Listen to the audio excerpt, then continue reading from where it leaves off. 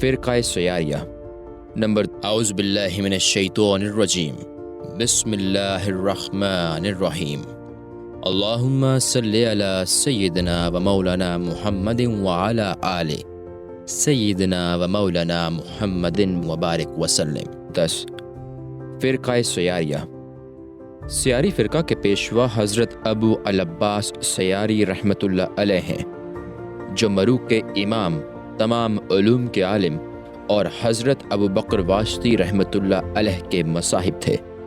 شہر نساء اور مرو میں ان کے مریدین بکثرت ہیں۔ تصوف کا کوئی مذہب اپنے حال پر باقی نہیں ہے، لیکن ان کا مسلک اب بھی اپنے حال پر باقی ہے، کیونکہ یہ دونوں اس مذہب کے رہنماؤں سے کبھی خالی نہ رہے۔ ان کے مریدین و تلامذہ نے ان کے مذہب کی ہمیشہ حفاظت کی ہے اور انہوں نے ان کے لیے بکثرت رسائل لکھے ہیں۔ میں نے شہر مرو میں ان کے کچھ خطوط و رسائل دیکھے ہیں جو نہایت جامع و عمدہ ہیں۔ سیاری مذہب کی خصوصیت جمع و تفرقہ ہے، جو تمام اہل علم کے درمیان مستحمل ہے۔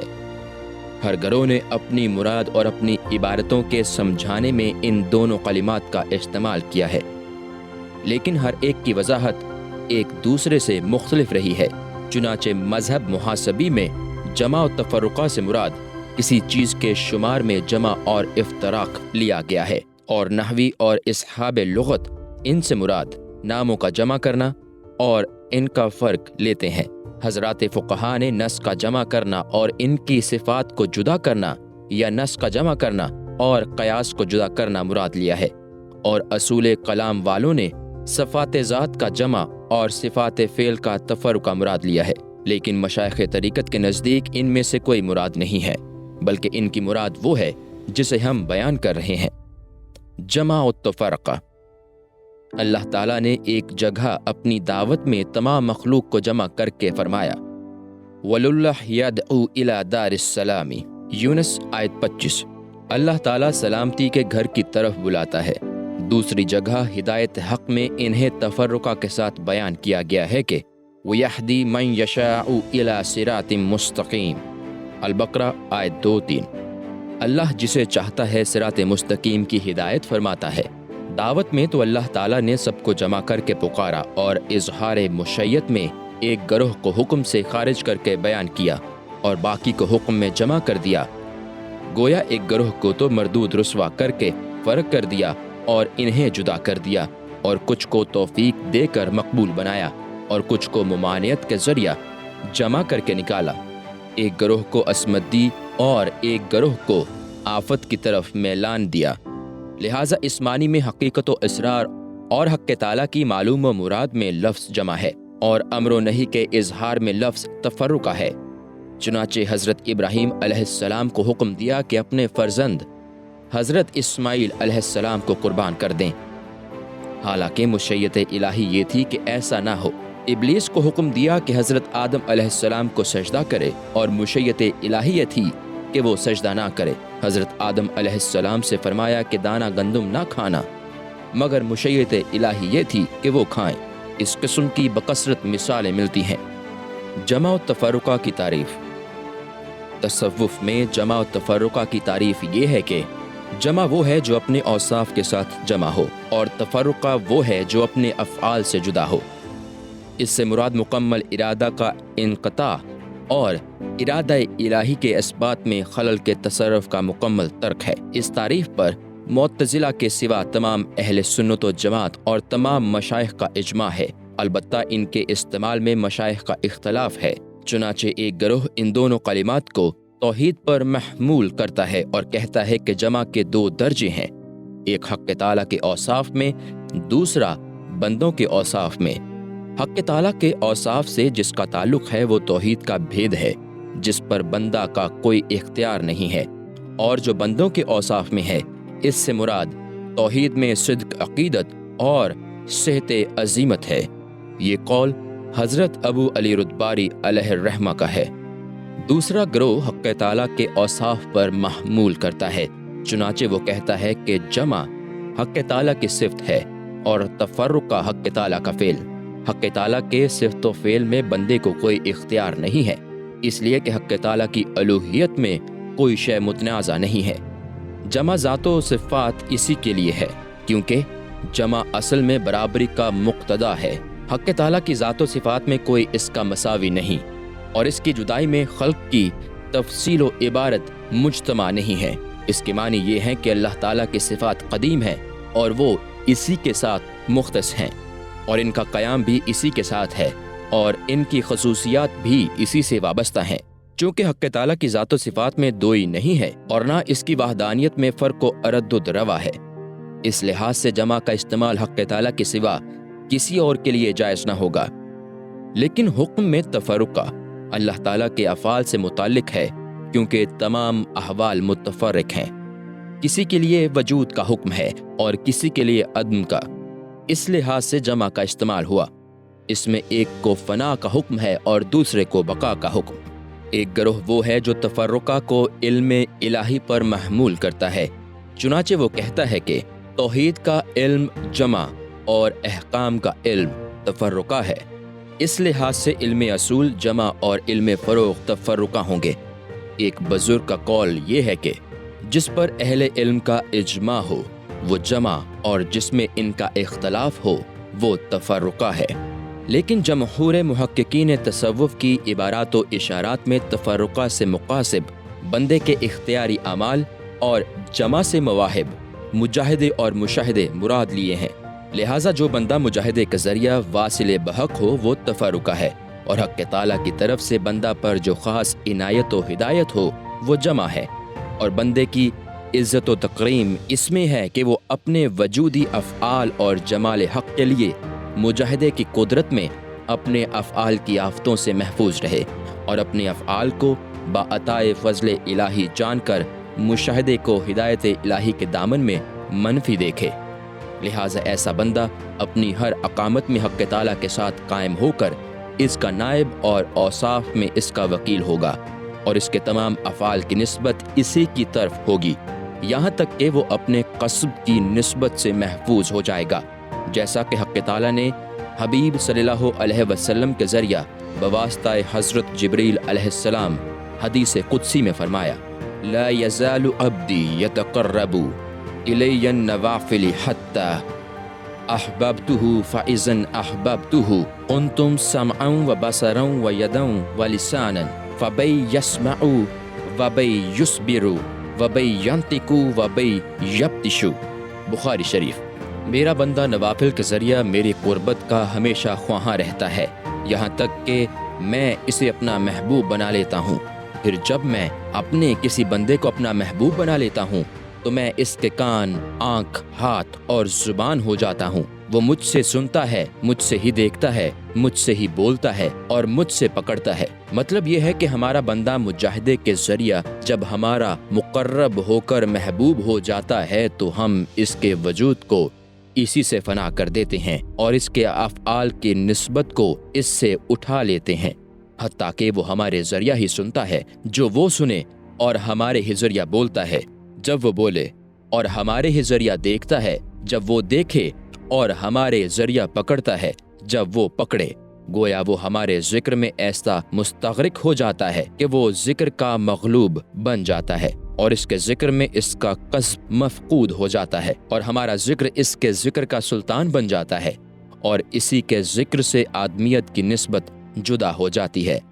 لہٰذا اس کا ذکر ہمارا ہی ذکر ہوگا، حتیٰ کہ بحالت غلبہ وہ اسی کے ساتھ موصوف ہوگا۔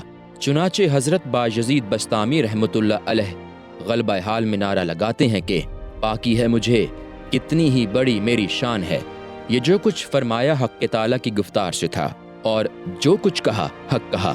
حضور اکرم صلی اللہ علیہ وسلم نے فرمایا: الحق ینطق علی لسان عمر۔ ابن ماجہ۔ حق تعالیٰ حضرت عمر کی زبان میں بولتا ہے۔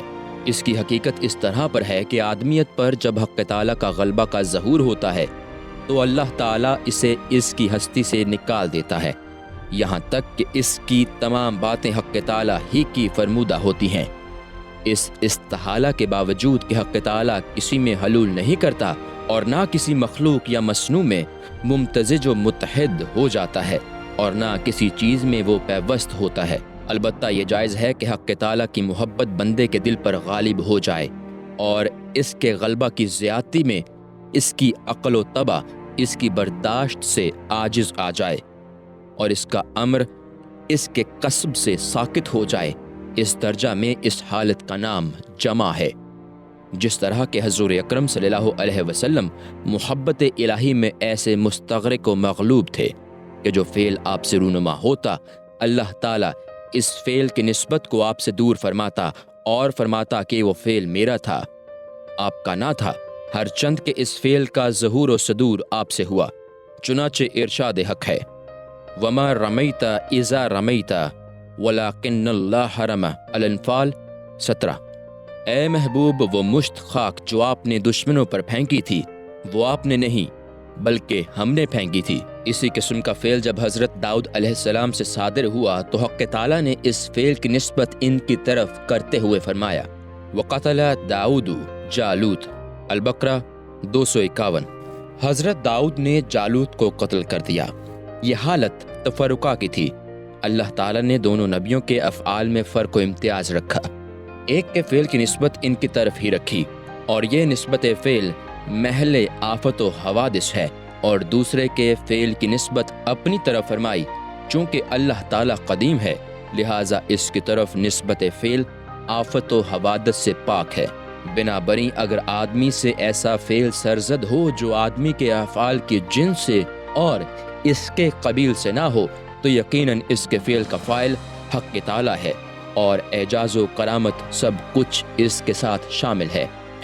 لہٰذا تمام عادی افعال تفرقہ ہیں اور تمام ناقص عادت فعل جمع ہے، کیونکہ ایک رات میں قاب قوسین پہنچنا فعل عادی نہیں ہے اور یہ بجز فعل الہی ممکن نہیں۔ اسی طرح غایت درجہ سچی اور درست بات کہنا فعل عادی نہیں، یہ بھی فعل الہی کے سوا ممکن نہیں، اور آگ سے نہ جلنا بھی فعل عادی نہیں، یہ بھی فعل الہی کے بغیر ممکن نہیں، اور غیبوبیت میں درست و صحیح بات کہنا بھی فعل عادی نہیں، یہ بھی اس کے فعل کے بغیر ممکن نہیں ہے۔ غرض کہ اللہ تعالیٰ نے انبیاء و اولیاء کو یہ معجزات و کرامات عطا فرما کر ان کے افعال کو اپنی طرف منسوب فرمایا اور ان افعال کو اپنا ہی فعل بتایا، جبکہ محبوبوں کا فعل اس کا فعل قرار پایا تو ان کی بیعت خدا کی بیعت اور ان کی اطاعت خدا کی اطاعت ہوئی۔ چنانچہ حق تعالیٰ کا ارشاد ہے، ان الذین یبایعونک انما یبایعون اللہ، الفتح 10۔ یقیناً جنہوں نے آپ کے ہاتھ پر بیعت کی انہوں نے اللہ سے بیعت کی۔ نیز فرمایا، من یطیع الرسول فقد اطاع اللہ، النساء 80۔ جس نے رسول کی اطاعت کی بلا شبہ اس نے اللہ کی اطاعت کی۔ خلاصہ یہ کہ محبوبان خدا اولیاء اللہ اسرار الہی سے تو مجتمع اور معاملات و اظہار سے متفرق ہیں، یہاں تک کہ اجتماع کے ساتھ دوستی و محبت کے اسرار مستحکم ہیں، اور افتراق کے ساتھ بندگی کی اقامت کا اظہار صحیح و درست ہے۔ ایک بزرگ بحالت جمع فرماتے ہیں کہ میرا باطن متحقق ہوا تو میری زبان نے تیری مناجات کی، لہٰذا ہم کچھ معنی میں جمع اور کچھ معنی میں متفرق ہیں۔ اس شعر میں اجتماع اسرار کو جمع اور زبان کے مناجات کو تفرقہ کہا گیا ہے۔ اس کے بعد جمع و تفرقہ کا اپنے وجود میں نشانی بتائی اور اس قاعدہ کو اپنے پر محمول کیا۔ یہ بہت لطیف بات ہے، وباللہ التوفیق۔ جمع و تفرقہ کے معنی میں مشائخ کا اختلاف۔ اب اس جگہ ایک اختلاف کا بیان باقی ہے جو ہمارے اور مشائخ کے اس گروہ کے درمیان ہے، جو یہ کہتا ہے کہ جمع کا اظہار تفرقہ کی نفی ہے، اس لیے کہ یہ دونوں ضدیں ہیں، کیونکہ جب ہدایت کا غلبہ اور استیلا ہوتا ہے تو بندے سے قصب و مجاہدے کا اختیار جاتا رہتا ہے، اور یہ تعطیل محض ہے۔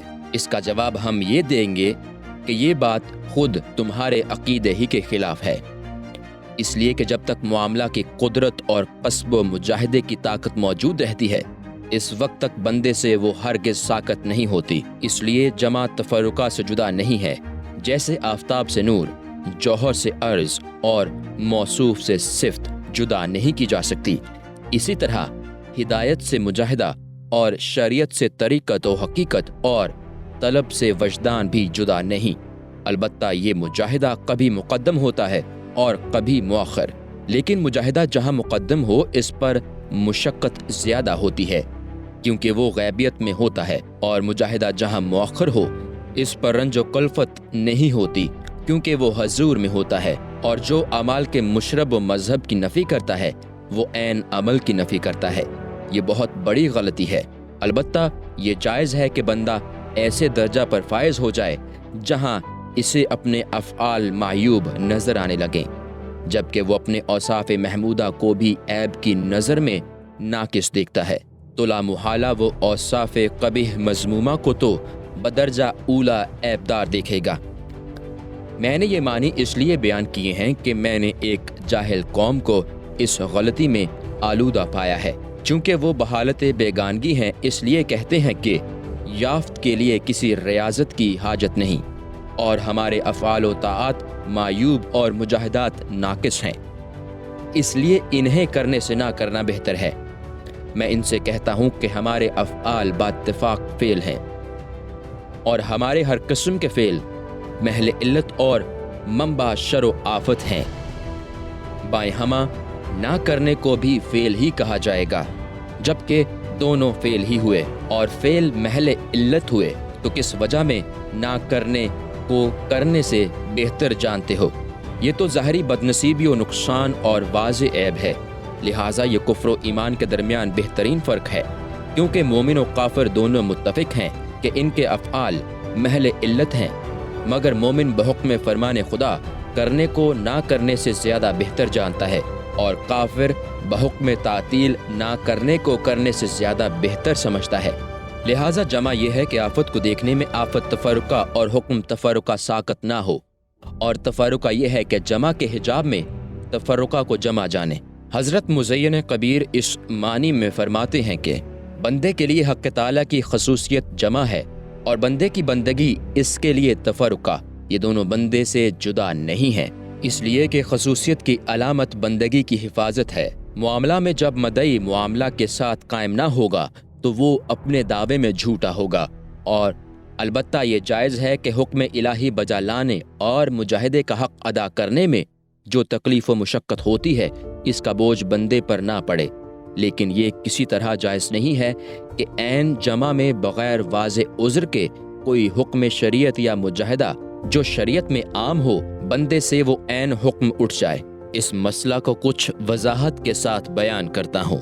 واضح رہنا چاہیے کہ جمع کی دو قسمیں ہیں، ایک جمع سلامت اور دوسری جمع تقصیر۔ جمع سلامت یہ ہے کہ حق تعالیٰ بحالت غلبہ، قوت، وجد شدت اور شوق کو ظاہر فرما کر بندے کی حفاظت فرمائے اور اپنا حکم ظاہر طور پر بندے پر جاری کر کے اسے بجا لانے میں اس کی نگہبانی کرے اور اسے مجاہدے سے آراستہ بنا دے۔ چنانچہ حضرت سہل بن عبداللہ تستری، ابو حفظ حداد، ابو العباس سیاری مروری صاحب مذہب حاضہ، باجدید بستامی، ابو بکر شبلی، ابو الحسن حضرمی اور مشائخ کی ایک جماعت قدس سرہم ہمیشہ مغلوب الحال رہتے تھے۔ بائیں ہمہ جب بھی نماز کا وقت آتا تو وہ اپنے حال پر لوٹ آتے ہیں، اور جب نماز ادا کر چکتے تو پھر مغلوب الحال ہو جاتے تھے، اس لیے کہ جب تک تم محل تفرقہ میں ہوگے تو تم ہوگے اور خدا کا حکم بجا لانا تم پر لازم ہوگا، اور جب حق تعالیٰ تمہیں جذب کر کے مغلوب الحال بنا دے گا تو بہتر ہے کہ حق تعالیٰ اپنے حکم میں دو باتوں میں تمہاری حفاظت کرے گا، ایک یہ کہ بندگی کی علامت تم سے نہ اٹھے، اور دوسرے یہ کہ وعدے کے حکم پر قائم رکھے، کیونکہ اس کا ارشاد ہے کہ میں کبھی بھی شریعت محمدی کو منسوخ نہ کروں گا۔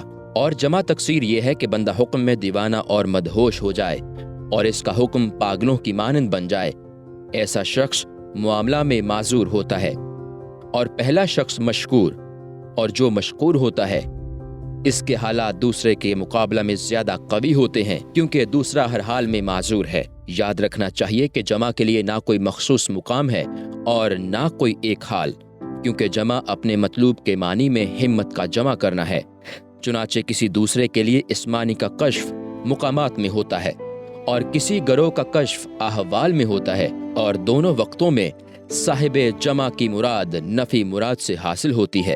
اس لیے کہ تفرقہ جدائی ہے اور جمع وصل و ملاپ، اور یہ قول تمام احوال میں صحیح و درست ہے، جیسا کہ حضرت یعقوب علیہ السلام کی ہمت حضرت یوسف علیہ السلام کے ساتھ جمع تھی، کیونکہ انہیں حضرت یوسف علیہ السلام کے سوا کچھ نظر نہیں آتا تھا۔ اسی طرح مجنون کی ہمت لیلا کے ساتھ جمع تھی، کیونکہ اسے لیلا کے سوا کچھ نظر آتا ہی نہ تھا۔ اسے سارے جہاں میں ہر چیز کے اندر لیلا نظر آتی تھی۔ اس قسم کی بے شمار مثالیں ہیں۔ حضرت بایزید بسطامی رحمۃ اللہ علیہ ایک دن حجرے میں تشریف فرما تھے۔ کسی نے دستک دی اور پوچھا، کیا بایزید حجرے میں ہیں؟ انہوں نے فرمایا، بجز حق کے حجرے میں کوئی دوسرا نہیں ہے۔ ایک بزرگ فرماتے ہیں کہ ایک درویش مکہ مکرمہ آیا اور وہ 1 سال تک خانہ کعبہ کے روبرو اس طرح بیٹھا رہا کہ نہ اس نے کچھ کھایا، نہ پیا، نہ سویا، نہ رفع حاجت کو کہیں گیا۔ اس کی تمام ہمتیں خانہ کعبہ کے مشاہدے ہی میں مجتمع رہیں۔ اس نے اپنے آپ کو خانہ کعبہ سے اس طرح منسوب کر دیا کہ اس کا دیدار ہی اس کے جسم کی غذا اور اس کی روح کی توانائی بن گئی۔ ان حقائق کی اصل یہ ہے کہ اللہ تعالیٰ نے اپنی محبت کے خمیر کو، جو کہ جوہر ہے، حصہ حصہ کر کے اس کا ایک ایک حصہ اپنے محبوب کے لیے اس کی تقدیر و لیاقت کے موافق مخصوص کر دیا ہے۔ اس وقت اس سے انسانی جوش، طبعی لباس، مزاجی پردے اور روح کے حجاب اٹھ جاتے ہیں، یہاں تک کہ وہ جز و محبت جو اسے عطا ہوا ہے اپنی صفت پر اسے ڈھال لیتا ہے، اور وہ سرتپا محبت کا پیکر بن جاتا ہے۔ اس کی تمام حرکتیں اور مشاہدے اسی سے مربوط ہو جاتے ہیں۔ اسی بنا پر ارباب معانی و اصحاب زبان اس کیفیت کو جمع کے نام سے موسوم کرتے ہیں۔ اسی معنی میں حضرت حسین بن منصور فرماتے ہیں کہ یعنی حاضر ہوں اے میرے سردار، اے میرے مولا، حاضر ہوں اے میرے مقصد و معنی۔ اے ذات تو میرے وجود کا عین ہے، اے منتہا تو میری ہمتوں کا منتہا ہے، اے مجھے گویائی دینے والے، میرا کلام، میرا اشارہ اور میرا کہنا تو ہی ہے، اے میرے قل کے قل، اے میرے کان اور میری آنکھ، اے میرے تمام بدن اور میرے کل اعضاء و اجزاء، سب تجھ سے ہی ہیں۔ لہٰذا جو اپنی صفات میں مستعار ہوتا ہے وہ اپنی ہستی میں عار اور لائق شرمسار ہوتا ہے، اور دونوں جہان میں اس کی توجہ کفر ہوتی ہے، اور موجودات میں اس کی ہمت موجب ذلت و رسوائی ہوتی ہے۔ ارباب زبان کا ایک گروہ اپنی عبارت و بیان کو مشکل و محیر العقول بنانے کے لیے جمع الجوامع یعنی جمع کی جمع بول جاتے ہیں۔ اگرچہ یہ کلمات عبارت میں تو اچھا ہے، مگر معنی میں یہی بہتر ہے کہ جمع کی جمع نہ بولا جائے، اس لیے کہ اولاً تفرقہ ہو تو اس پر جمع درست ہو سکتی ہے، اور جبکہ جمع خود جمع ہے تو تفرقہ کیسے ہوگا، اور جمع کو اپنے حال سے کیسے گرایا جائے گا۔ اسی طرح یہ عبارت یعنی جمع الجمع تہمت کی جگہ بن جائے گی، اس لیے کہ جو جمع ہو جائے وہ فوق و تحت میں اپنے سے باہر نہیں دیکھ سکتا۔ تم نے نہیں دیکھا کہ رسول اللہ صلی اللہ علیہ وسلم کو شب معراج سارا جہاں دکھایا گیا، مگر آپ نے کسی چیز کی طرف التفات نہ فرمایا، چونکہ آپ جمع کے ساتھ جمع تھے اور مجتمع کو مشاہدے کی تفریق جدا نہیں کر سکتی، اور وہ تفرقہ کو نہیں دیکھتا، اسی لیے اللہ تعالیٰ نے فرمایا مزاغ البصر وما طغى النجم 17۔ محبوب کی آنکھ نہ ادھر ادھر پھری اور نہ حد سے گزری۔ میں نے اس معنی میں ایک کتاب بنام کتاب البیان لأہل العیان شروع میں لکھ دی ہے، اور کتاب بحر القلوب میں جمع کے بیان میں چند واضح فصلیں تحریر کر دی ہیں۔ اس جگہ اظہار حقیقت کے لیے اتنا ہی کافی ہے کہ سیاری مذہب تصوف میں مقبول و محقق ہے۔ اب میں ان نام نہاد صوفیوں کی طرف متوجہ ہوتا ہوں جو ملحدین کا گروہ ہے، اور ان کی عبارتوں کو بیان کرتا ہوں جن کو پھیلا کر وہ خود ذلیل و خوار ہوئے ہیں اور اپنی عزت گنوائی ہے۔ ضروری ہے کہ ان کی غلطیاں ظاہر ہو جائیں اور صاحب ارادت ان کے جھوٹے دعووں اور ان کے مکر و فریب سے محفوظ ہو جائیں اور خود کو ان سے بچائیں۔ والامر کل بیدہ۔